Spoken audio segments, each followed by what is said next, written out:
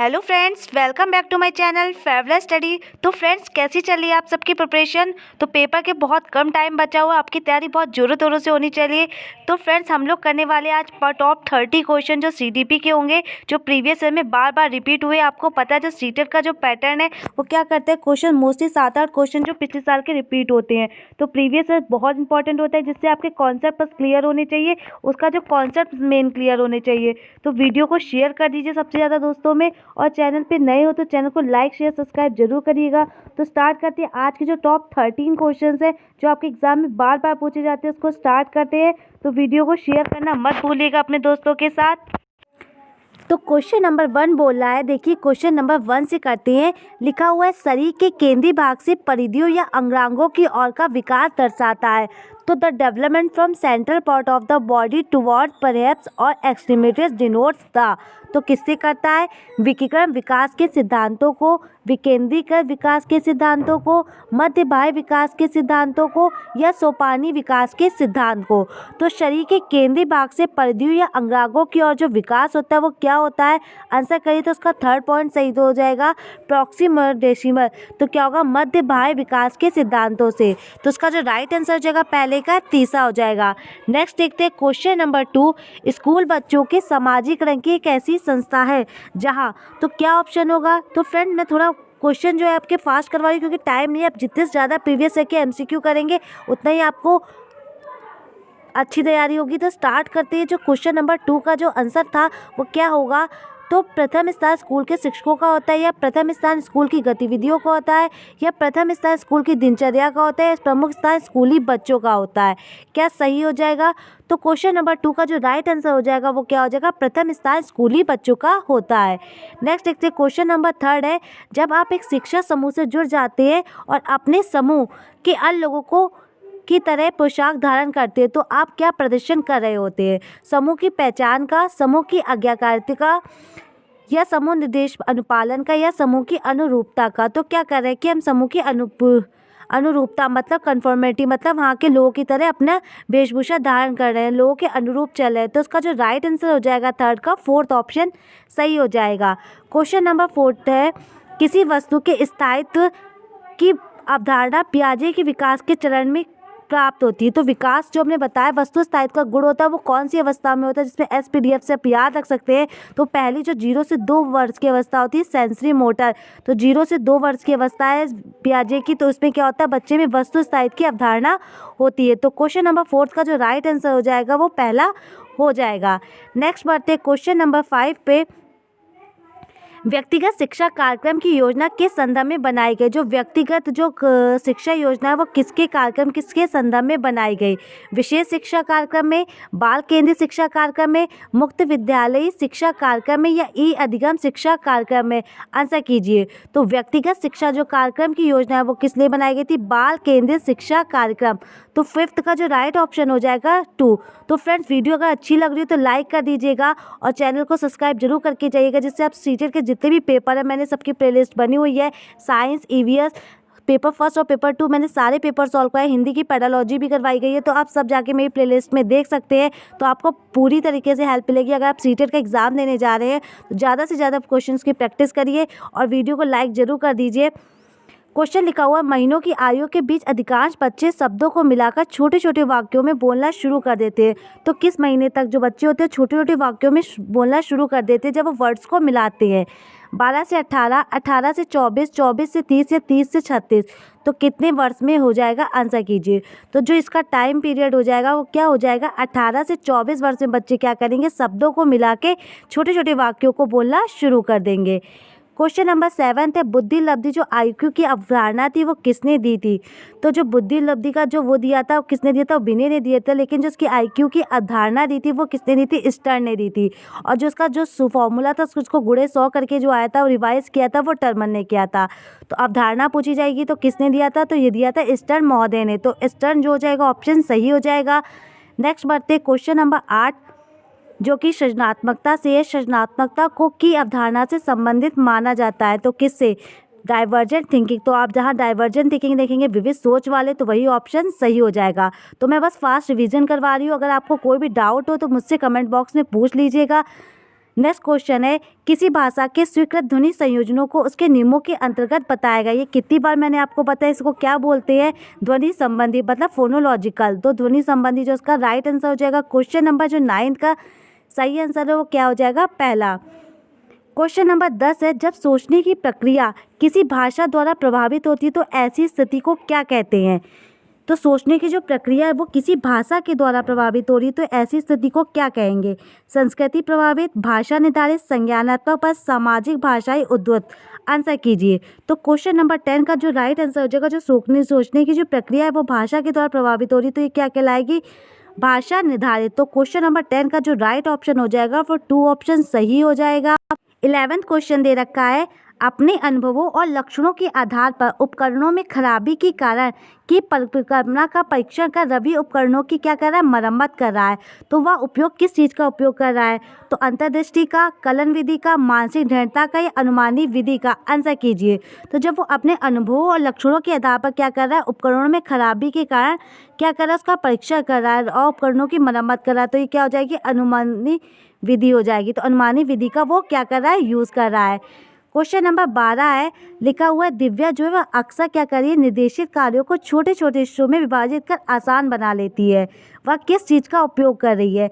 Answer कीजिए। Question number 12 का जो राइट आंसर क्या हो जाएगा, वो क्या कर रही है, क्रियात्मक जड़ता नियामक विधि। मतलब कि क्या कर रही है, वो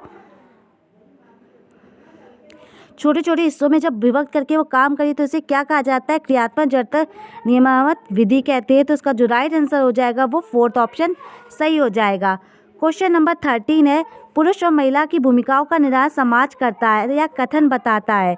तो क्या बताता है, लैंगिकता जो अंतर्निहित होती है, आनुवंशिक प्रतिभा या अंतर्ज्ञानी अवतरण या एक सामाजिक अवतरण है। जो कि मैंने हर बार आपको बताया, जो पुरुष और महिला की जो भूमिका का जो निर्धारण है वो क्या है, लैंगिकता एक सामाजिक अवतरण, मतलब समाज द्वारा बनाई गई है। तो ये क्या हो जाएगा, जबकि अगर आपका सेक्स आएगा तो ये क्या हो जाएगी, बायोडाइवर्स। ठीक है, तो याद रखिएगा। तो क्या इसका राइट आंसर हो जाएगा, तो लैंगिकता क्या हो जाएगी, सामाजिक अवतरण है।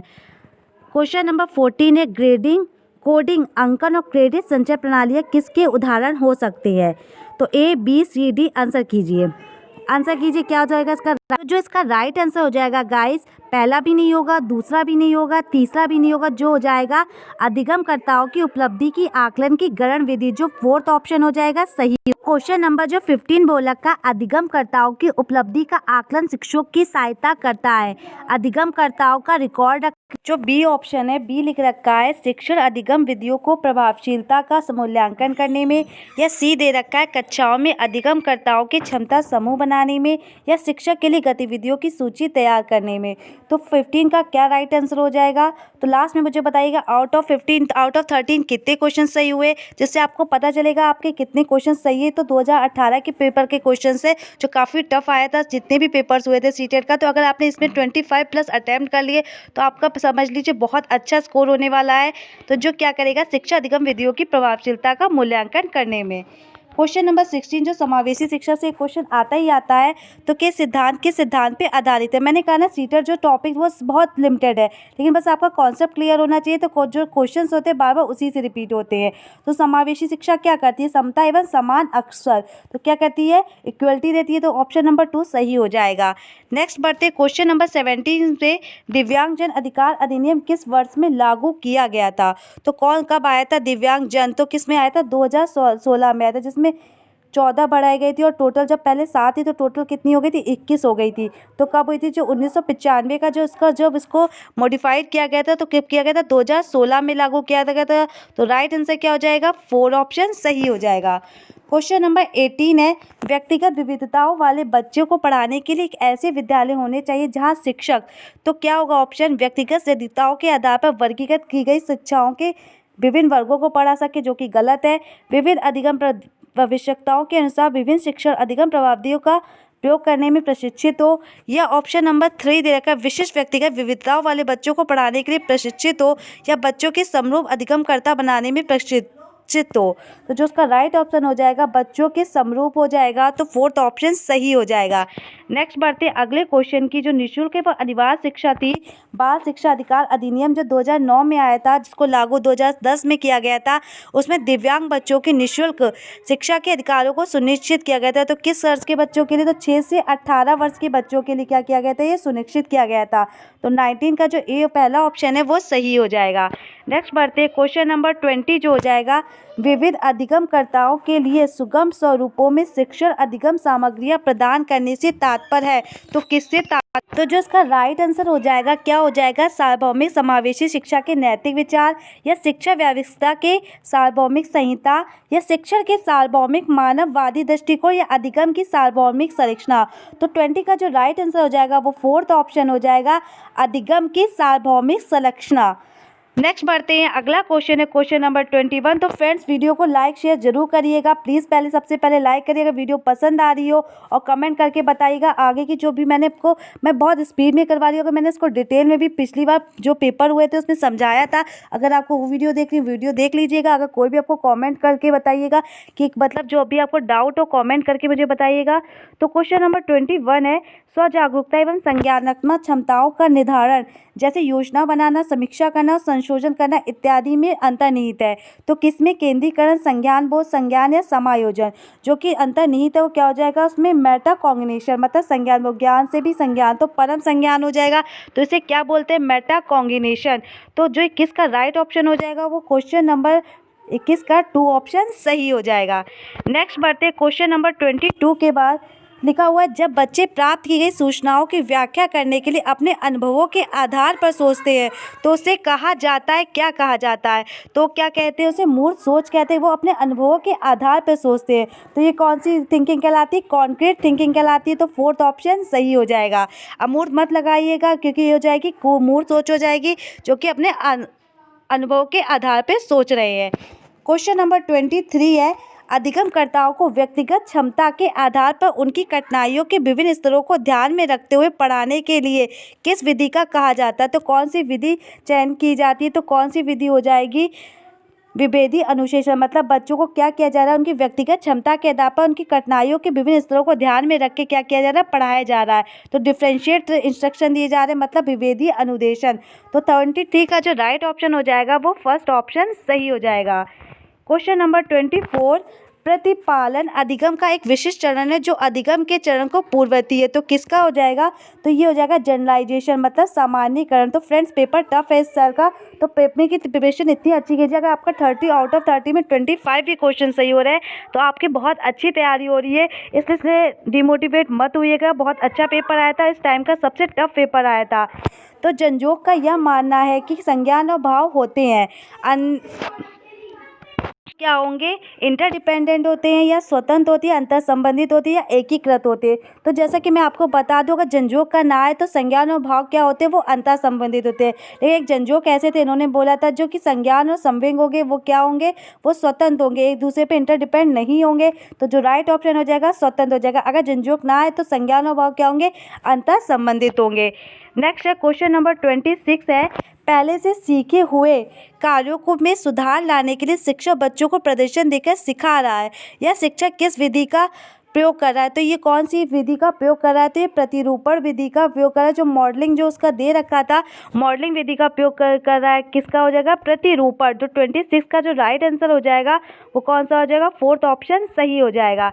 नेक्स्ट बढ़ते क्वेश्चन नंबर 27 लिखा हुआ है, मैथ और जैनिस के अनुसार निर्णय लेने वाले बच्चे समस्या का विश्लेषण करते हैं, विकल्पों को सूची बनाते हैं, उसके फायदे और नुकसान के प्रत्येक पहलू पर विचार करते हैं, उसका व्यवहार प्रस्तुत करता है। कैसा? चौकस, सतर्क, निवर्तमान या निरंकुश? आंसर कीजिए 27। तो क्या राइट आंसर हो जाएगा? आप लोग बस आंसर कीजिए, आपको इससे पता चलेगा आपकी तैयारी कितनी अच्छी चल रही है। तो फ्रेंड्स वीडियो को शेयर कर दीजिए क्योंकि मैंने बहुत हेल्प की है। अगर आपके एक वीडियो शेयर से और आपके लाइक से मुझे बहुत मोटिवेशन मिलता है। तो जो उसका राइट आंसर हो जाएगा 27 का क्या हो जाएगा? 2 सेकेंड हो जाएगा, सतर्क हो जाएगा। क्वेश्चन नंबर 28 है, एक समस्या सुधारक बच्चा विचार के आधार पर कथनों की सच्चाई या संभावना का मूल्यांकन करता है। तो किसके आधार पे करता है? सृजनात्मक, सौंदर्यबोध, अमूर्त या तार्किक मतलब लॉजिकल। तो जो इसका सीधा सा आंसर हो जाएगा क्या हो जाएगा? मैं टाइम ज़्यादा वेस्ट नहीं कर रही हूँ क्योंकि आपके पास इतना टाइम नहीं कि आप इसको बहुत डिटेल में करें, क्योंकि आपने अपने पढ़ रखे होंगे, बस आपको आंसर ज़्यादा से ज़्यादा टिक करने हैं। तो जो इसका राइट ऑप्शन हो जाएगा वो क्या होगा? तार्किक, रीजनिंग। अगर वैसे भी आपको कोई क्वेश्चन ना समझ में आए तो मुझसे कमेंट बॉक्स में पूछ लीजिएगा। क्वेश्चन नंबर 29 है, जिस दिए गए कार्य को करते समय बच्चे स्वयं आनंद लेते व अनुभव प्राप्त करते तो उसे क्या कहा जाता है? तो ड्रिल एंड प्रैक्टिस टास्क, उपभोक्ता प्रकार का मतलब कंज्यूमर टाइप, या निर्माता या प्रोड्यूसर टाइप, या समस्यात्मक मतलब प्रॉब्लम टाइप टास्क। तो 29 का जो राइट आंसर हो जाएगा वो क्या हो जाएगा? मतलब वो क्या कर रहा है? कंज्यूम कर रहा है, उपभोक्ता प्रकार का कार्य हो जाएगा, मतलब कंज्यूमर टाइप टास्क हो जाएगा। तो 29 का जो सेकंड ऑप्शन हो जाएगा सही हो जाएगा। थोड़े क्वेश्चन आउट ऑफ सिलेबस भी थे लेकिन क्वेश्चन इसीलिए पेपर बहुत टफ था। क्वेश्चन नंबर 30 है, बहुसंवेदी शिक्षा अधिगम की प्रविधि में अधिगम संवर्धन हेतु दृश्य, श्रव्य, स्पर्श और संवेदनाओं को एक साथ प्रयोग किया जाता है तो क्या कहलाते? गतिबोधक, कर्णकोटर, प्रत्यक्षीकरण या अवलोकन। तो क्या हो जाएगा इसका राइट आंसर? 30 का आंसर कीजिए। इसका जो राइट आंसर हो जाएगा 30 का क्या हो जाएगा? गतिबोधक। तो फ्रेंड्स हम लोगों ने 30 क्वेश्चन किए जो बार बार एग्जाम में पूछे गए, तो बहुत अच्छे क्वेश्चन है जो प्रीवियस ईयर क्वेश्चन में पूछे गए हैं। तो फ्रेंड्स वीडियो को शेयर करना मत भूलिएगा, ज़्यादा से ज़्यादा लोगों में शेयर कर दीजिएगा। तो मिलते हैं नेक्स्ट वीडियो में, और जो भी आपको प्रीवियस ईयर के पेपर सॉल्व करने मैंने करवाए सबकी प्लेलिस्ट बनी हुई है, आप उसको चेक कर सकते हैं, चाहे पेपर 1 हो जाए पेपर 2 के लिए। तो वीडियो को देख लीजिएगा। Thank you for watching. Thank you friends, मिलते हैं नेक्स्ट वीडियो में।